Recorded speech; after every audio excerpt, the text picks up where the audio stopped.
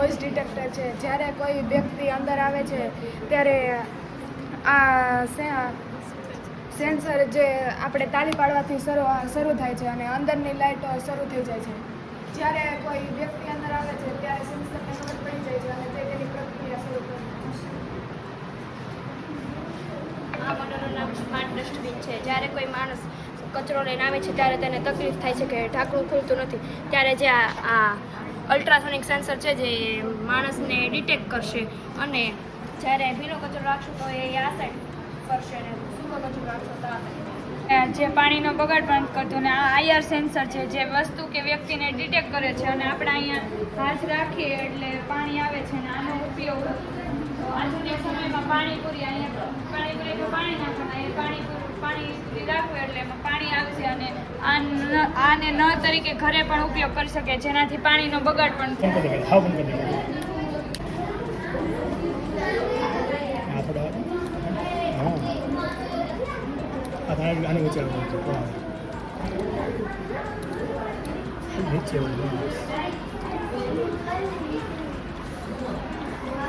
એવું પ્રોગ્રામિંગ કરવાનું છે. નંબરિંગ છે આખું 0 થી લઈ અને 9 સુધીના આંકડા તો સમજાવવા આખું પ્રોગ્રામિંગ આની મદદથી થઈ શકે છે. એટલે આખું પ્રોગ્રામિંગ કર્યું છે અને બધી એમાં અલગ અલગ સર્વો મોટર વાપરેલી છે. 7 સર્વો મોટર વાપરી અને બનાવેલી છે. આનું નામ છે હોમ સેફ્ટી.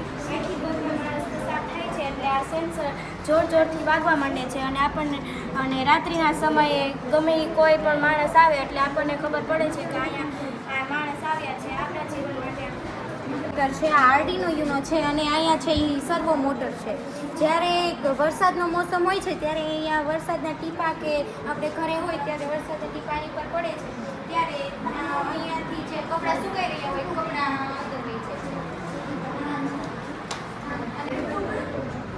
આમાં ઓટોમેટિક ગેટ સિસ્ટમ બનાવી છે. જ્યારે કોઈ ગાડી અહીંયા આવશે ત્યારે ઓટોમેટિક ગેટ અહીંયાથી ખુલી જશે અને જ્યારે ગાડી વહી જશે તો બંધ થઈ જશે. આમાં ડિસ્પ્લેમાં બતાવે અત્યારે આમાં છે.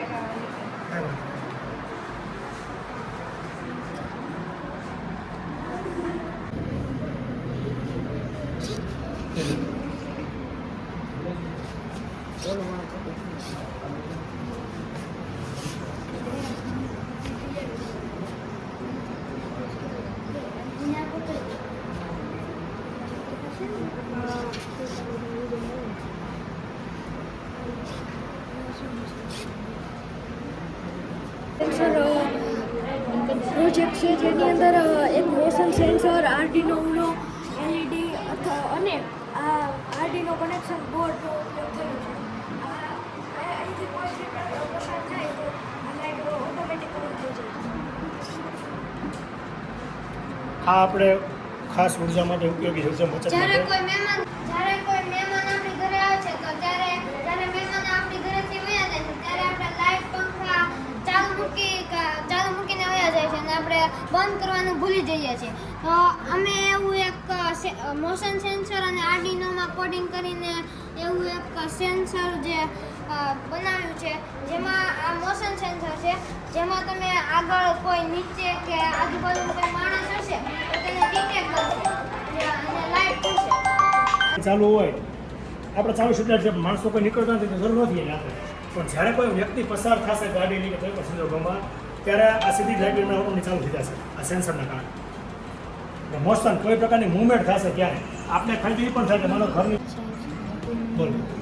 આ મેં વોટર ડિસ્પેન્સિંગ સિસ્ટમ બનાવેલી છે જેમાં જ્યારે પાણી આપણે ટાંકામાં ઓવરફ્લો થશે ત્યારે આ જે હ્યુમિડિટી સેન્સર છે તે પાણીને ટચ કરશે અને ભેજ આવી ગયો છે તેમ આર્ડિનોને સિગ્નલ દેશે જેથી આર્ડિનો બઝર વગાડશે અને આપણે ચાપ બંધ કરીએ જેથી પાણીનો વ્યય ઓછો થશે અને મોટર શરૂ રહે તો વીજળીનો બગાડ પણ થઈ શકે તો વીજળીનો બગાડ પણ અટકશે અને પાણી પણ બચાવી શકાશે.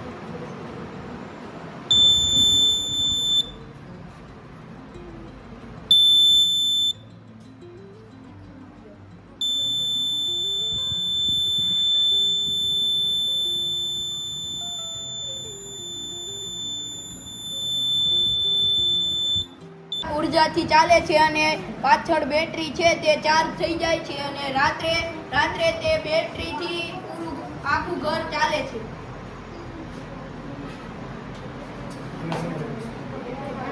સૂર્ય ઉર્જાથી આપણે સવારમાં જ્યારે સૂર્ય ઉગે ત્યારે સોલાર પ્લેટથી આપણે પંખો અને પછી અલગ અલગ વસ્તુ ચલાવી શકીએ અને પછી